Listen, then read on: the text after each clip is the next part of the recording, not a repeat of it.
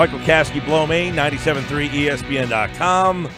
He was there, obviously, the other night for the Sixers and the Miami Heat game number 2. And, Michael, we talked at halftime there, and, you were saying, all right, I'm not ready to mail it in quite yet, but things need to turn around. I thought the third quarter, what bothered me was Brown conforming a little bit to Spoelstra. I think they allowed Miami to kind of set the tone of that game in the second half. And that run that they got late in the fourth quarter, I think could have been a lot easier had they come out with a different adjustment in the third.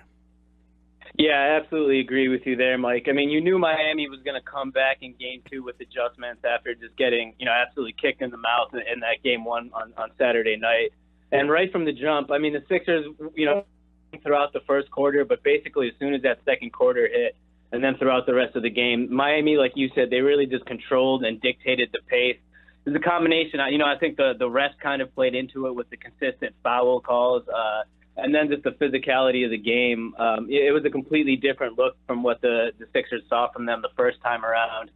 Combine that with obviously the throwback performance from D Wade that they got, and it was just it seemed like it was a little bit too little too late when the Sixers made that run in the fourth to cut it within 2.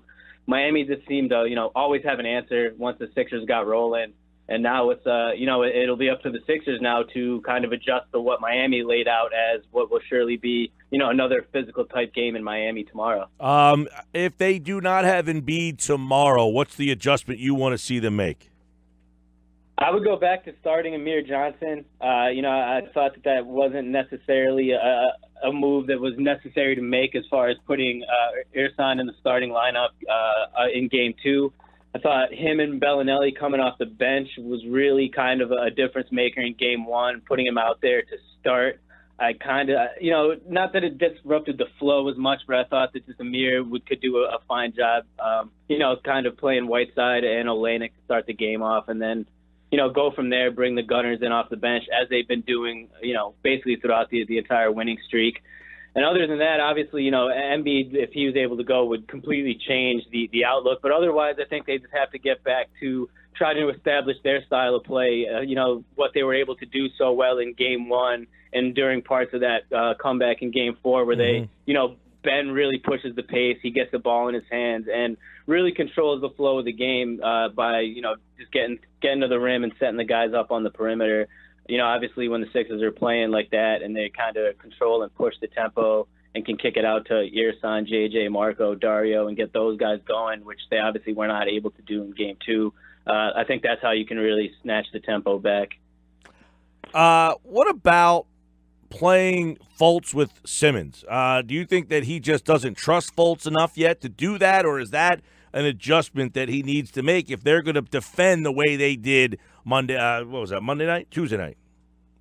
Yeah, I think Monday I don't know if it's necessarily a matter of trust, Mike, but more so I just think it's experience. I thought, Fultz looked pretty sharp in Game 1. I thought his minutes in the first half in Game 2 were a little bit more shaky.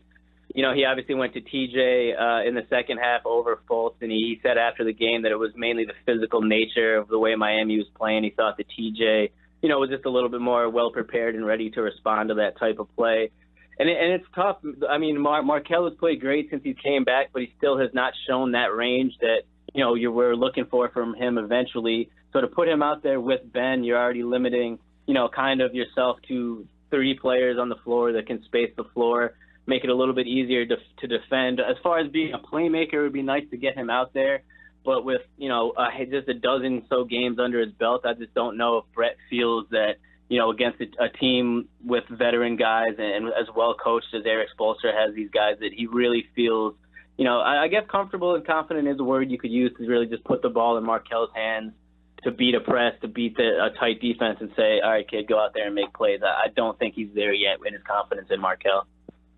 Mike, I tentatively disagree. I mean, when I looked at it, I said, listen, you got Markelle. Whatever Markelle has gone through this season, the one thing that he's shown that he could do even before the injury and even after the injury is that he can get to the rim.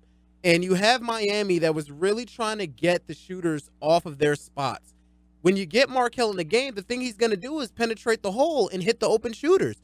with shooters like Redick, like Bellinelli, like Ilyasova, those guys need to be open to make their jump shots. And I felt like that when they decided to make Simmons a scorer and say, listen, we're not going to let you kind of dish off and get guys involved. We're going to just allow you to go one-on-one. That takes away from what Simmons wants to do, and I thought that Brown could have combated that by putting a guy like Fultz in who can not only create his own shot but get those other guys open. I mean, in technicality, I definitely agree with you, Deshaun, but at the same time, it didn't look like Markelle could do that in the first half of Game 2. He was in there. He was not able to create his own shot or really create for anyone else. I mean, you had Josh Richardson, James Johnson, Dragic. Those guys were really clamping down.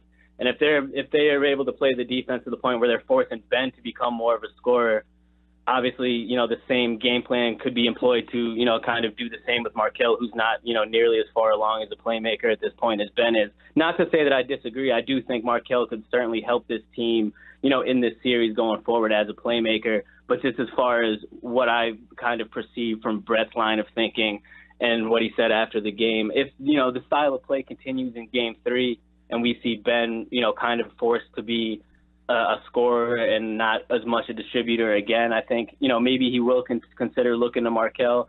But specific, like in Game 2 alone, with what we saw from Markelle, I didn't necessarily think that it was that outlandish of a decision for him to go with TJ and not play those two together down the stretch. Okay, even looking at it that way, though, isn't 4 minutes and 30 seconds not enough time to really – I mean, I know he looked a little bit shaky early, but, I mean, he wasn't really able to really establish any type of rhythm. And, I mean, the Sixers were still ahead when he didn't make the sub to go back to Simmons earlier in the second quarter. Yeah, I mean, that's definitely a good point, Deshaun. I think that they will maybe give him more of a look in going forward in the second half of this game. But I think the way that the tempo was of that game, and they really just couldn't, Markelle's been able to really excel in these games since he came back, when he can kind of just be a mini Ben Simmons and the kind of fit into what the pace that the team has been playing and basically kind of mimic the role that what Ben has been doing. I think Miami was just really making it difficult on the Sixers offense to do that. And I just feel like Markelle, not that he's not up to it at this point, but it was just a situation where, Brett just didn't really feel comfortable turning to him in that scenario. They didn't really have a lot of backup minutes for that position anyway. I mean, TJ only played 6 minutes to begin with. It's if they go with Fultz more, who is the other guy who's getting its minutes cut into? Because Simmons played 39 minutes. So it's not that they didn't go to Fultz in the backup role. Yeah, they went to TJ, but he only got 6 minutes. It would be, is it Redick? Is it Bellinelli that would get their time cut into? Yeah, and the problem with that is, with Embiid out, the preferred style has basically been Ben and 4 out.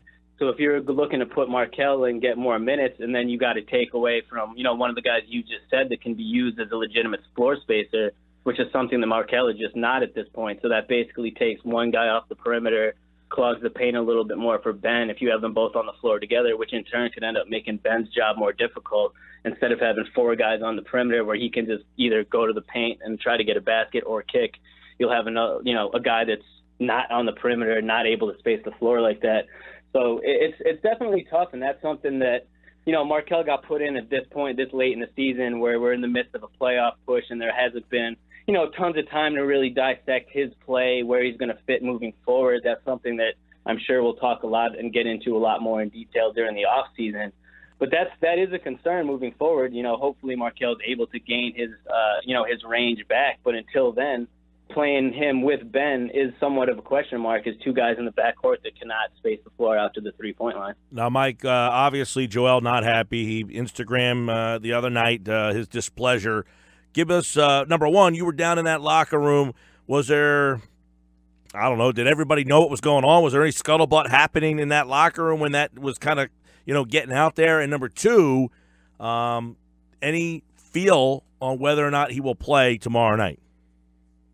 It's funny. We were actually in Brett Brown's press conference when that message popped up on all the social media feeds. We were able to ask Brett in live time and say, hey, Joel just put this message out. What, do you have any comment on it? And he basically gave a really honest answer at that time, basically just saying that, Joel just wants to be out there. He wants to, be out there for his team. He made a promise to the city, and he wants to, of course, be out there. You can't blame him for wanting that.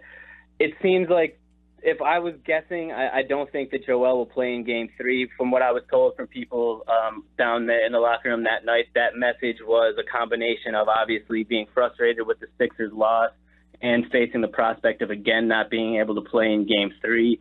Joel has been cleared by the league's concussion protocol from that hit. Obviously, he has a mask, and I think he feels as though he should be good to go at this point in time. I think Game 1 he was okay with. He understood that was like the very earliest he possibly could have came back.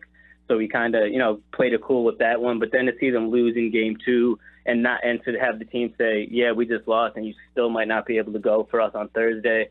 I think it was a combination of those two factors that led to his social media outburst there.